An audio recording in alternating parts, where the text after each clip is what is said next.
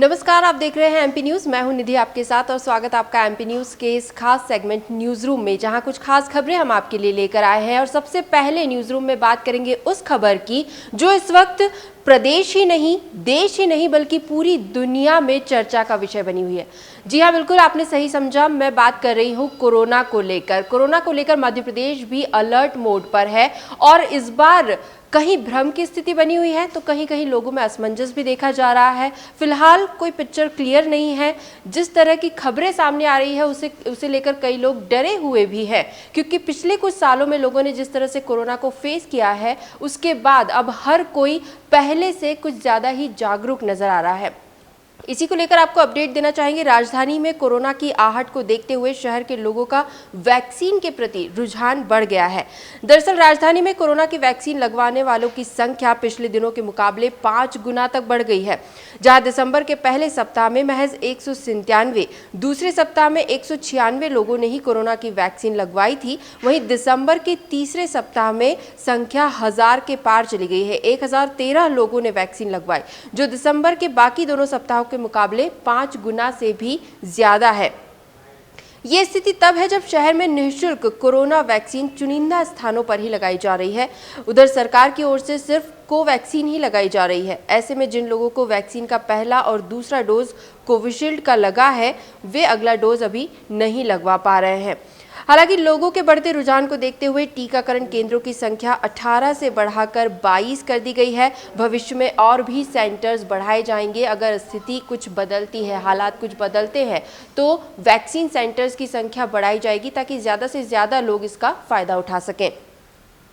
अगली खबर भी राजधानी भोपाल से। राजधानी भोपाल में मंगलवार से 3 दिनी किसान मेला लगेगा। इसमें कृषि एक्सपर्ट्स किसानों को फसलों के बारे में नई जानकारी देंगे। इसके अलावा मेले में नए कृषि उपकरण भी आएंगे। मेला 29 दिसंबर तक चलेगा। मेले में कृषि, बागवानी, डेयरी व खाद्य क्षेत्र में नई तकनीक से जुड़े उत्पादों के 150 से भी अधिक स्टॉल्स लगाए जाएंगे। इन स्टॉल्स पर tractor, combine, harvester, milk machine आदि भी देखने को मिलेगी। मेले में भोपाल, सीहोर, रायसेन, विदिशा और राजगढ़ सहित प्रदेश के अन्य जिलों के किसान भी इसमें शामिल होंगे। वहां उपकरणों की जानकारी लेंगे, नई तकनीकों के बारे में भी जानेंगे। आयोजक संस्था के प्रमुख ने बताया कि मेले में किसानों के लिए राज्य सरकार द्वारा चलाई जा रही किसान उपयोगी योजनाओं की जानकारी भी दी जाएगी।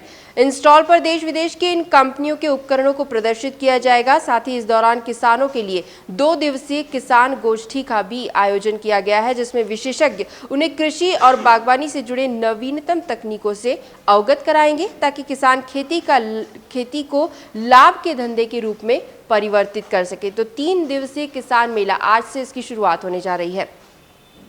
बढ़ेंगे अगली खबर की तरफ। स्कूल शिक्षा और जनजातीय कार्य विभाग के स्कूलों में उच्च माध्यमिक शिक्षक पात्रता परीक्षा, यानी जिसे कहते हैं higher secondary teacher eligibility test के लिए एम्प्लॉय सिलेक्शन बोर्ड ने रूल बुक जारी कर दी है। इसके तहत अब परीक्षा में शामिल होने वाले कैंडिडेट्स की नेगेटिव मार्किंग का भी प्रावधान किया गया है। इसके तहत 4 प्रश्नों के गलत उत्तर पर एक सही सवाल के जवाब का 1 नंबर काटा जाएगा। इस परीक्षा में पूछा जाने वाला हर सवाल 1 नंबर का होगा। ये परीक्षा ऑनलाइन होगी। परीक्षा में चीटिंग को लेकर भी कुछ रूल्स बनाए गए हैं। यदि कोई इशारा या कानाफूसी करता है या अन्य परीक्षार्थी से किसी भी तरह का कांटेक्ट करता है तो नकल का मामला बनाया जाएगा। इसके अलावा बोलने पर भी नकल का मामला बन सकता है। उच्च माध्यमिक शिक्षक पात्रता परीक्षा के फॉर्म 12 जनवरी से भरे जाएंगे। आवेदन ऑनलाइन किए जा सकेंगे। आवेदन की अंतिम तारीख 27 जनवरी तय कर दी गई है। अगली अपडेट, प्रदेश की पहली वंदे भारत एक्सप्रेस ट्रेन इंदौर से जनवरी में शुरू होने की संभावना है। इंदौर जयपुर और इंदौर जबलपुर के लिए ट्रेन चलाने का प्रस्ताव है। कयास लगाए जा रहे हैं कि प्रधानमंत्री नरेंद्र मोदी अपने इंदौर दौरे के लिए ट्रेन के शुरू होने की तारीख का ऐलान भी कर सकते हैं। रेलवे अधिकारियों का कहना है कि हमारी तरफ से लगभग सारी तैयारियां पूरी हो चुकी है। इसी संबंध में सांसद शंकर लालवानी ने भी रेलवे अफसरों से बातचीत की है। ये ट्रेन 52 सेकंड में 100 किलोमीटर की रफ्तार पकड़ सकती है। इसकी रफ्तार ही इसकी खासियत है। रेलवे सूत्रों के अनुसार इंदौर और जयपुर के बीच वंदे भारत ट्रेन का रूट उज्जैन वाला रहेगा। दरअसल वंदे भारत ट्रेन में और भी कई मॉडर्न सुविधाएं दी गई है। इसकी गति इसे दूसरे ट्रेनों से अलग बनाती ही है। वहीं ये ट्रेन 160 से 180 किलोमीटर प्रति घंटे की रफ्तार से चल सकती है, इसलिए देश भर में इस ट्रेन की काफ़ी मांग है। हालांकि देश में उपलब्ध रेल ट्रैक पर अधिकतम स्पीड 130 किलोमीटर प्रति घंटा ही है। वहीं वंदे भारत ट्रेन में आपको बता दें, वाईफाई कंटेंट ऑन डिमांड की सुविधा भी दी गई है। हर कोच में 32 इंच की स्क्रीन भी लगाई गई है, जो यात्रियों को सूचना और इंफोटेनमेंट प्रदान करती है। यानी यात्रियों को यहाँ पर काफ़ी सारी सुविधाएं दी जा रही है वंदे भारत एक्सप्रेस में, उन्हें उनकी यात्रा को और भी सुविधाजनक बनाने के लिए। अंत में बात करेंगे मध्य प्रदेश के मौसम को लेकर, तो मध्य प्रदेश में बीते 48 घंटों में प्रदेश में ठंडक बढ़ गई है। पहली बार प्रदेश में रात का तारा 4 डिग्री सेल्सियस के नीचे आ गया। सबसे कम तापमान नौगांव 3.8 डिग्री सेल्सियस तक आ गया। दतिया में जबरदस्त कोहरा होने से यहाँ दृश्यता सिर्फ 200 मीटर तक ही रह गई। यहाँ पर न्यूनतम तापमान 4.5 डिग्री सेल्सियस रिकॉर्ड किया गया।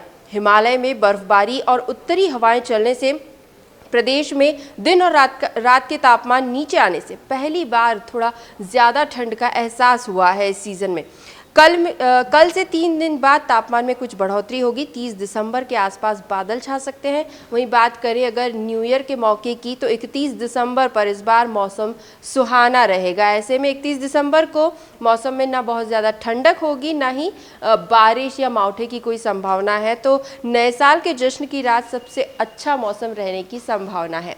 एमपी न्यूज़ के न्यूज़ रूम से फिलहाल यही अपडेट्स। और भी खबरें और भी जानकारियां हम आप तक लगातार पहुंचाते रहेंगे। बस आप बने रहिए हमारे साथ, देखते रहिए एमपी न्यूज़। धन्यवाद। एमपी की नब्ज, एमपी का हाल, मध्य प्रदेश की हर खबर एमपी न्यूज़ टीवी के साथ। लगातार खबरों के लिए सब्सक्राइब करें हमारा YouTube channel MP news TV.